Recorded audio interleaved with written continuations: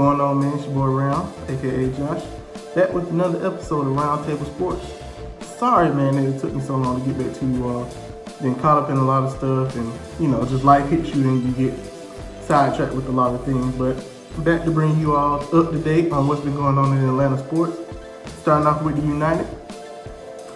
Won yesterday's match, 1-0, and from the last time that we talked, they really picked up, won 4 out of their last 5 matches, went from 10 in the conference up to 5th. They're only 6 points away from first place. So I said, still holding out faith that they can come back and do it and come back and get back on top like we were last year. I said, former MLS champs. On to the Hawks. Draft lottery is tomorrow. I'm really psyched, man, about the draft lottery. Been the most hype I've been about a draft in a while as an Atlanta Hawks fan. Last year was the first time since 2007 that we had a top 5 pick, let alone a top 10 pick. We ended up choosing Luka Doncic and then trading him for Trae Young. Not a bad pick. not a bad pick and not a bad trade in my opinion. But we have 2 top 10 picks this year.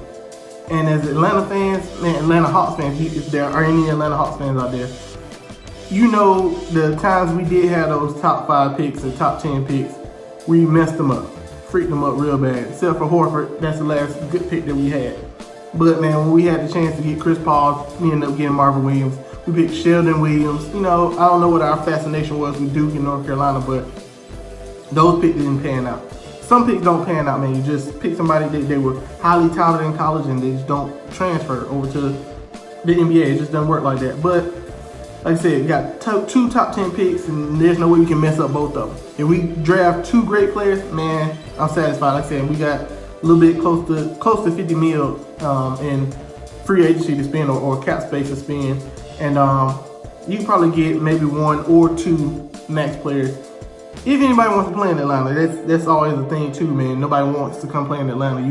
You have those superstars now that some ring chase and some just too late on in their career to want to even, go through the growing pains, things like that. But I got faith in Travis Schlenk, man. We got our GM from Golden State, so he made Golden State what they are. So I'm not worried. I give Atlanta 2-3 years for us to be competing. The East is wide open. You got Toronto and Milwaukee. Philadelphia's all right. They need somebody that can shoot and things like that, but East is wide open. You can get in easily. And then once you get to playoffs, it's a wide open game, man. It's wide open.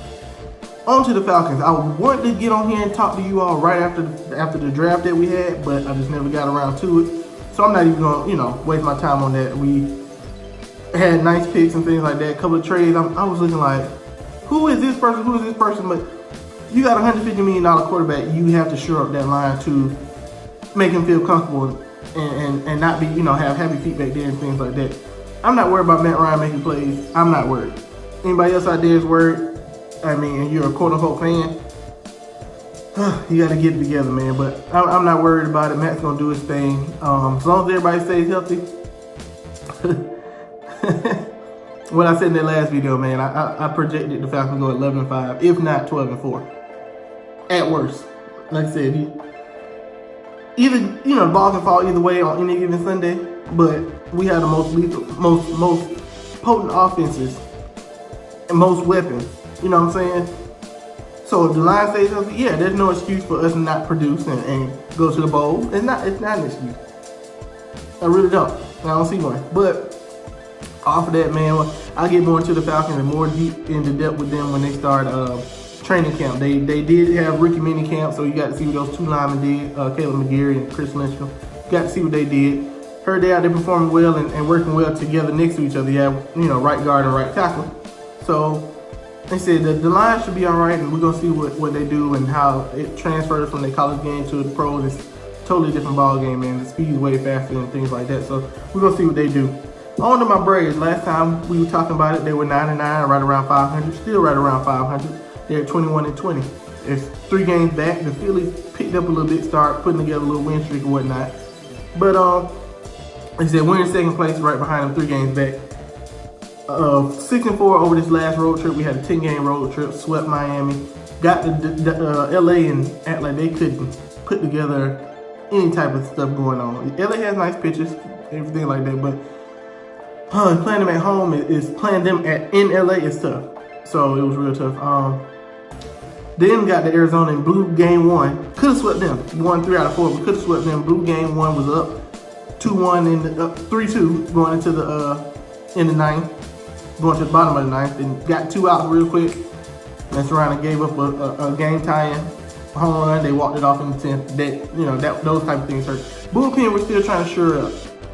They had sent down Newcomb and called him back up, and now he's working out the bullpen. I like him there in the bullpen. Our starter's gonna be good.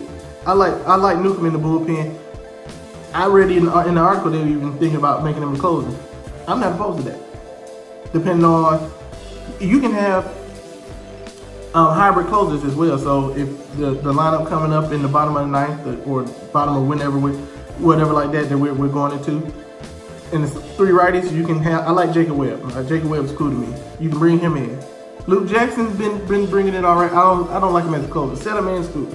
I don't really like him as a closer, but Jacob Webb, you can bring him in if it's 3 righties, or if it's 1 righty, 2 lefties. I like Newcomb. If you got 3 lefties, Newcomb, I like that. So I don't see a problem with that, man. The Braves are gonna go through it up and down like this. They only what's this? 41. That's 41 games in. She still got 121 games left. The MLB season is still wide open, man. One thing about baseball, and this guy I used to play with on my team. You break it down in the 3 segments of the season. You got 3 segments of 54. So, 54 parts of 54 games of each segment. So, man, you got 54, then 54, then 54. That's 162. Breaking it down like that, however you do in those 54 games is really what's going to make or break a season. Most people look at it like, okay, yeah, get to All-Star break and be closer within striking distance. Then after All-Star break is not right in the middle. In any sport, it's not right in the middle. You would think that it is, but it's not. No sport it is. So breaking up in those 54 games, and he always told me, he was like, see what your team does in those 54 games, and that's how you determine it. But that's it, man. I'm not too worried about it. I mean, I would probably be a little more worried if this was end of September, middle of September, and it's coming down to the wire. But we don't see the Phillies again until June. 2nd week of June. We played them those opening 3 games. We haven't played them since, and won't see them again until June. We still have yet to play the Nationals as well. I want to get to them while they're struggling. But as long as you take care of the games that you're supposed to take care of, keep beating up on Miami. We've only lost to them once. That was supposed to be sweet. But you take care of those games you're supposed to win, and try and steal a couple of games that nobody expects you to win.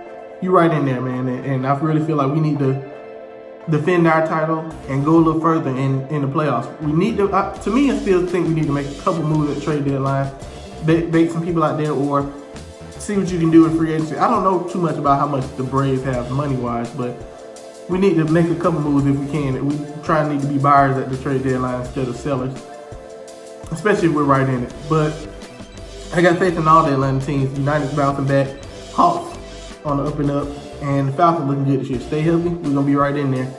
The Braves, they say you see me, I always rock it, man. And thank you all for checking in today. That's it for this episode, man. I'll be back again with another episode. Thank y'all for watching, man. Subscribe and like the video. Comment, if you got any questions, whatever like that, in the DMs on Instagram, Twitter, whatever. But get at me. Thank you. I'm out. So, yeah, when me boys